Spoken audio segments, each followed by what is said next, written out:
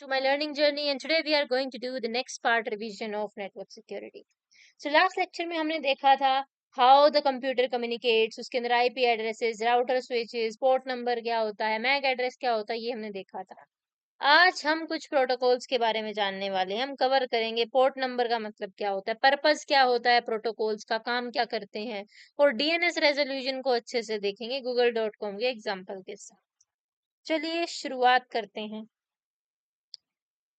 सबसे पहले आता है हमारे पास वेब प्रोटोकॉल्स। ये वो प्रोटोकॉल्स हैं जो ब्राउजर और वेब सर्वर के बीच में कम्युनिकेशन को हैंडल करते हैं। ब्राउजर क्या हुआ, जहाँ पे आप सर्च करते हो कुछ भी, ठीक है, जो भी आप लैपटॉप पे सर्च करते हो, व्हाट्सएप वेब सर्च किया आपने जिससे लॉगिन करते हो, चैट जीपीटी सर्च किया तो वहां पे google.com सर्च किया, वो क्या होता है, ब्राउजर होता है आपका। वो वेब सर्वर से कैसे कम्युनिकेट करता है, उस चीज को हैंडल करने वाले होते हैं वेब प्रोटोकॉल्स। बात करूं HTTP यानी कि जिसका पोर्ट नंबर, HTTP एक प्रोटोकॉल होता है जिसका पोर्ट नंबर होता है 80 और इसकी फुल फॉर्म होती है हाइपर टेक्स्ट ट्रांसफर प्रोटोकॉल। इसका काम है वेब पेजेस को ट्रांसफर करना। जैसे आप ब्राउजर में किसी वेबसाइट का यूआरएल टाइप करते हो तो HTTP रिक्वेस्ट जाती है सर्वर तक और सर्वर HTTP को रिस्पॉन्स में वेब पेज भेजता है। आपने रिक्वेस्ट मतलब आपने सर्च किया google.com तो HTTP के साथ, तो आपका जो रिक्वेस्ट गई वेब सर्वर तक। वेब सर्वर जो है HTTP रिस्पॉन्स में से वेब मतलब उसमें वेब पेज भेज देता है, यानी कि फिर आपका खुल जाता है, वो रिस्पॉन्स हुआ जो खुल गया तो आपका। इंपॉर्टेंट बात ये है कि HTTP में डेटा इनक्रिप्ट नहीं होता, पहले ये यूज होता था, अब तो इतना यूज भी नहीं होता, HTTP यूएस यूज होता है। इनक्रिप्ट नहीं होता का मतलब क्या होता है कि मतलब बीच में कोई भी आपका डेटा जो है वो देख सकता है कि आप क्या भेज रहे हो, ठीक है। नेक्स्ट आता है HTTPS पोर्ट 443। ये HTTP का सिक्योर वर्जन है। इसमें डेटा SSL और TLS एन्क्रिप्शन के साथ भेजा जाता है और मतलब आप ना डेटा जो है ना आपका जो आप भेज रहे हो वो सिक्योर है, कोई भी बीच में देख नहीं सकता उसको। आजकल ऑलमोस्ट सभी वेबसाइट HTTPS यूज करती हैं, इसलिए ऐप ब्राउजर में मतलब जो भी होती है उसमें लॉक आइकन दिखाया जाता है। जैसे फॉर एग्जांपल मैं अगर आपको दिखाऊं, शुड आई ट्राई, चलो हम पीपीटी कवर करते हैं पहले, ठीक है। जब आप अमेजोन या फ्लिपकार्ट पर शॉपिंग करते हो और पेमेंट करते हो तो HTTPS प्रोटेक्ट करता है आपके कार्ड डिटेल्स को, वरना वो सबको दिख जाती, को जो भी चाहता देखना HTTP में, वो HTTPS ही सिक्योर करता है। मे बी आप समझ गए होगे HTTP और HTTPS का फर्क। नेक्स्ट आते हैं हम अपने FTP पे, फाइल ट्रांसफर प्रोटोकॉल। ये प्रोटोकॉल है ना फाइल्स को ट्रांसफर करने के लिए कंप्यूटर्स के बीच में होता है। मतलब दो कंप्यूटर है उनके बीच में मुझे फाइल को ट्रांसफर करना है, उसके लिए मैं कौन सा प्रोटोकॉल यूज करूंगी, फाइल ट्रांसफर। इसका नाम है फाइल्स को एक, नाम कह रही हूँ इसको, फाइल्स को एक कंप्यूटर से दूसरे कंप्यूटर पर भेजना। FTP जो है ना ये दो पोर्ट्स यूज करता है, एक यूज करता है पोर्ट 21 और एक पोर्ट यूज करता है 20।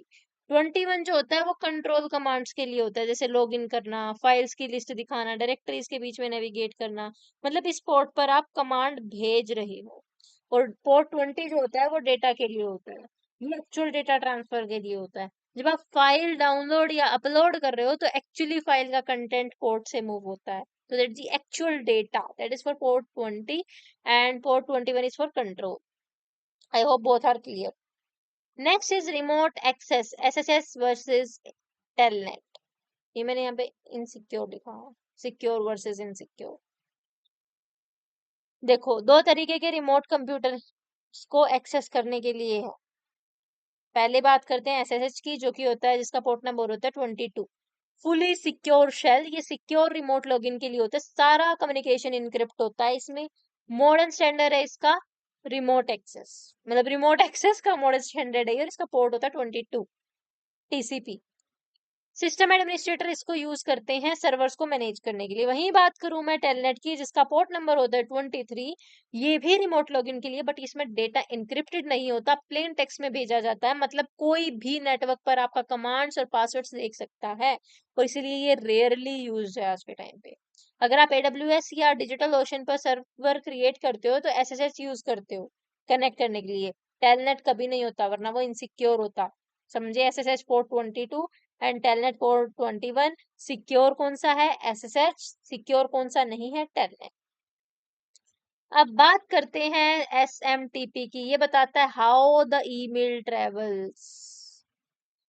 सिंपल मेल ट्रांसफर प्रोटोकॉल बोलते हैं इसको। इसका काम है ईमेल्स को भेजना ईमेल क्लाइंट से मेल सर्वर तक और मेल सर्वर के बीच रिले करना।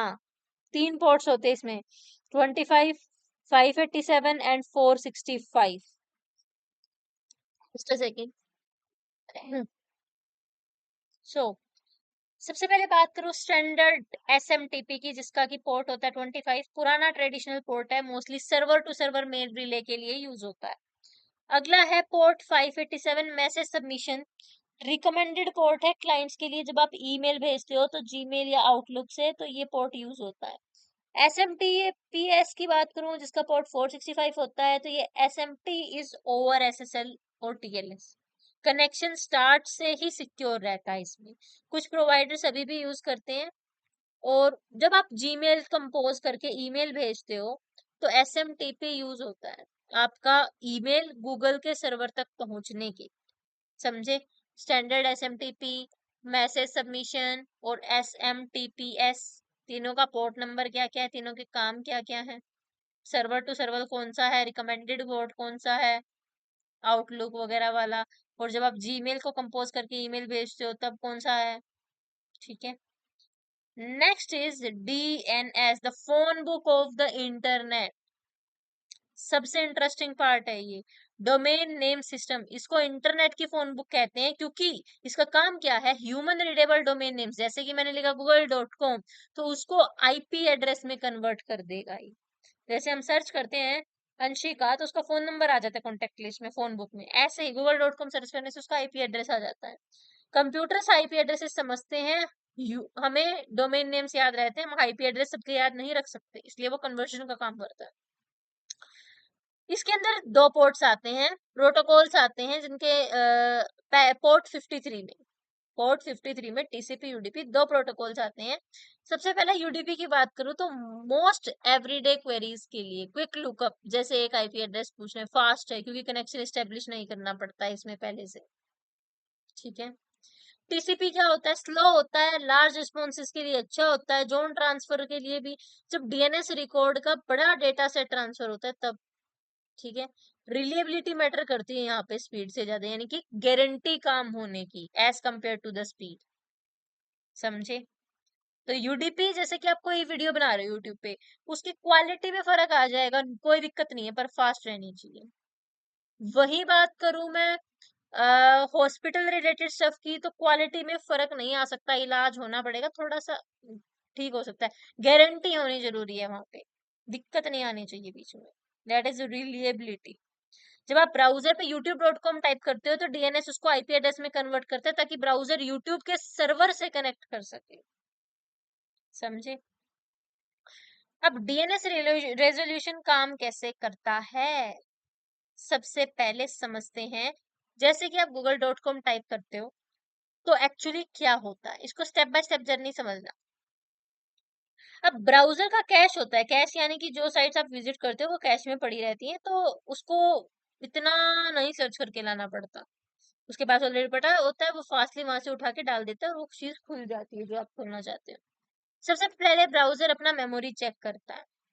अगर आपने अभी रिसेंटली साइट विजिट की है तो IP ऑलरेडी वहां पे स्टोर्ड होगा, तो वहां पे मिल जाएगा, और मिल गया तो डन, DNS लुकअप की जरूरत ही नहीं पड़ेगी।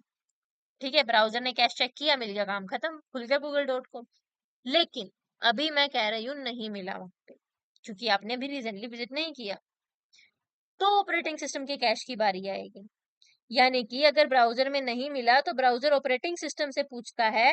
अगर ऑपरेटिंग सिस्टम भी अपना DNS कैश में कह दे कि नहीं हमारे पास तो नहीं है, क्योंकि ऑपरेटिंग सिस्टम भी रिसेंट DNS कैश की मेमोरी रखता है, एंट्रीज रखता है। ठीक है, अगर उसमें चेक करेगा DNS अगर है तो बढ़िया, वहां से खोल देगा, वरना राउटर कैश की बारी आएगी। अगर ऑपरेटिंग सिस्टम में नहीं मिला तो रिक्वेस्ट राउटर तक जाती है, राउटर भी चेक करता है अपना कैश, राउटर के पास भी अपना कैश होता है, वहां मिल गया तो खुल जाएगा, नहीं मिला तो ISP रिजोल्वर के पास जाएंगे। अगर कहीं भी लोकली नहीं मिलता है तो रिक्वेस्ट आईएसपी के डीएनएस रिजोल्वर तक जाती है। आईएसपी यानी कि इंटरनेट स्टैंडर्ड प्रोटोकॉल।